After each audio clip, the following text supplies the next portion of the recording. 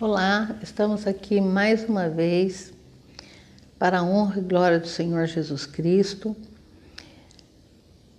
para meditarmos mais um pouquinho na Bíblia Sagrada. Estamos fazendo isso em nossas reuniões sistematicamente. Também convido você para estar conosco nas nossas igrejas, para fazer estudo conosco. Será um prazer recebê-los. Nesta noite, neste dia, nós queremos convidar agora você para entrar na presença de Deus, juntamente conosco, para que possamos seguir esse estudo com a orientação do Espírito Santo. Amém? Senhor, meu Deus e meu Pai, muito obrigado, Senhor, por mais essa oportunidade que o Senhor nos dá de falar da Tua Palavra. Abençoa agora todos que nos ouvem, todos que estão nos assistindo. Abençoa, Senhor, a quem nos ajuda a fazer esse programa. Agora nos dá clareza de expressão, Senhor, que seja do Teu Espírito Santo falar. E também aqueles que nos ouvem, que o Espírito Santo abra todo o seu entendimento. Que Ele possa, Senhor, colocar essa palavra no seu coração e viver essa palavra, meu Deus. Em nome de Jesus que eu te peço. Peço também que se faça agora presente aqui, dirigindo todo o nosso trabalho. E já te agradecemos em nome do Pai, do Filho e do Espírito Santo de Deus. Amém. Bem, hoje nós vamos concluir o que estávamos falando na reunião anterior, capítulo 4 de Mateus. Vou fazer a leitura desse pequeno trecho, versículos de 23 a 25, para darmos continuidade. Percorria Jesus toda a Galileia, ensinando nas suas sinagogas, pregando o evangelho do reino e curando todos os tipos de doenças e enfermidades entre o povo. Sua fama correu por toda a Síria e traziam todos os enfermos, acometidos de várias doenças e tormentos, endemoniados, lunáticos, paralíticos, e ele os curava. Seguiam também grande multidão da Galileia, de Decápolis, de Jerusalém, da Judéia e da além do Jordão. Então, continuando esse estudo, nós estávamos falando que o Senhor Jesus curava as pessoas que vinham ouvi-lo.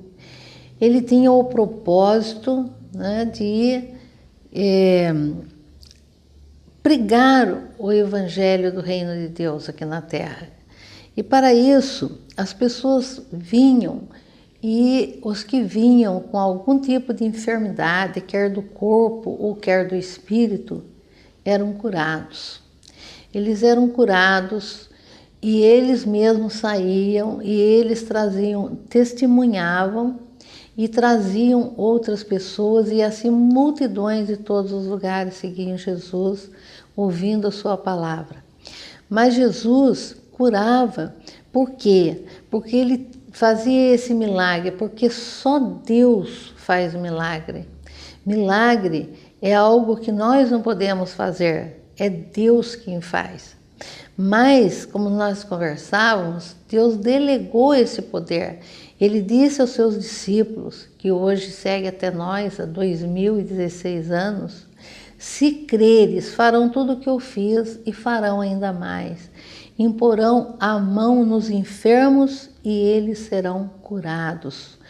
Claro, trata-se de alguém que é justo, alguém que é irrepreensível, alguém que vive na presença de Deus, até porque Deus não ouve aquele que está em pecado. A palavra de Deus diz que se Deus não nos ouve, é porque as nossas transgressões estão impedindo de Deus nos ouvir. Mas quando trata-se de a oração de um justo, ela é poderosa. Se nós formos lá no livro de Tiago, nós vamos encontrar aqui a respeito da oração da fé. Sem fé, irmãos, é impossível agradar a Deus. Não tem como agradar a Deus sem fé. E ele diz que aqueles que crerem verão maravilhas. Se você não crê, você nunca vai ver. A primeira condição é ter fé, é acreditar. Quando nós cremos em Deus, E quando nós pedimos a Deus alguma coisa em oração, Ele nos ouve. E eu gostaria de ler esse pedacinho aqui sobre a oração da fé que está em Tiago. Tiago, capítulo 5, versículo 13, diz assim: Está alguém entre vós aflito? Ore. Está alguém contente? Cante louvores. Está alguém entre vós doente? Chame os presbíteros da igreja e ore sobre ele, ungindo-o com óleo em nome do Senhor. E a oração da fé salvará o doente. O Senhor o levantará, e se houver cometido algum pecado, ser-lhe-ão perdoados. Portanto, confessai os vossos pecados uns aos outros e orai um pelos outros para serdes curados. A oração de um justo é poderosa e eficaz. A oração de um justo é poderosa e eficaz. E Jesus disse que nós poderíamos fazer todas essas coisas. Tem pessoas que dizem que esses milagres aconteciam só no tempo de Jesus, que aconteceu só com os apóstolos de Jesus, que a Bíblia narra. Mas Jesus disse que estaria conosco até o final dos séculos. Ele disse aqui, ele não faz aqui referência aos apóstolos que estavam com ele, mas todos aqueles que crerem, todos os seus discípulos. Ele diz no 14, se está alguém entre vós doente, chame os presbíteros da igreja. Porque nós cremos que aquele que abraça a obra do Senhor, aquele que quer trabalhar na obra de Deus, ele se santifica, ele se purifica. Ele, buscando essa vida em santidade, ele é cheio do Espírito Santo. Por isso, aquele mesmo Espírito que curava no tempo de Jesus, ali naquela região da Galileia, em toda a Judéia, é esse mesmo Jesus que não está morto. Ele vive, reina para todo sempre e ele está no meio de nós. Então, os milagres é para quem crê, né? Se nós acreditamos que Jesus pode curar, ele pode curar, ele cura, ele é o nosso Jeová Rafá, ele quer que a gente cure, é um Deus de cura. Mas por que então hoje pessoas não estão conseguindo receber essa bênção de cura? Pessoas têm procurado, homens que se dizem profetas de Deus, que fazem grande promoção de cura, que fazem grandes propagandas de cura, usando todo tipo de canal de comunicação de massa, aqueles que fazem verdadeiros shows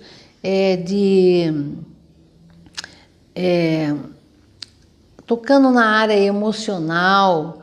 Está me faltando o termo agora, que Deus me perdoe se eu estiver usando alguma expressão não correta para a situação, mas existe esses tipos de pessoas que são levantados pelos inimigos para enganar o povo. Então a fé vai diminuindo, as pessoas deixam de acreditar. E aí o que acontece? É exatamente onde ela não alcança o milagre, porque a fé que ela tinha se esfriou de tanto ver coisas erradas. No livro de Mateus mesmo, que nós estamos lendo agora, eu convido você para abrir no capítulo 24, no versículo 24. É uma coisa muito horrível que está acontecendo e a Bíblia fala a respeito disso. A Bíblia deixa muito claro que no final dos tempos haveria muitos falsos profetas, enganadores, mentirosos, que entrariam para enganar o povo, para fazer coisas que o povo realmente fica descrente. Se ele cria, agora ele não crê mais. Por quê? Porque ele está vendo coisas erradas acontecendo. Mas nós temos que pedir para Deus espírito de discernimento, sabedoria, porque não acabou, irmão. Jesus está aqui, os milagres continuam acontecendo. Só peça para Deus te dar espírito de discernimento, sabedoria, para saber distinguir falsos mestres, falsos profetas. Capítulo 24 de Mateus, no versículo 24, diz assim: pois surgirão falsos cristos, falsos profetas, e farão tão grandes sinais e prodígios que, se possível fora, enganariam até os escolhidos. Então, esses grandes prodígios, esses grandes milagres, são milagres falsos, são obra do inimigo, são pessoas que se colocam na mão do inimigo para enganar as pessoas. Mas a gente vê que Jesus, ele de uma maneira simples e maravilhosa, ele atraía multidões para ele.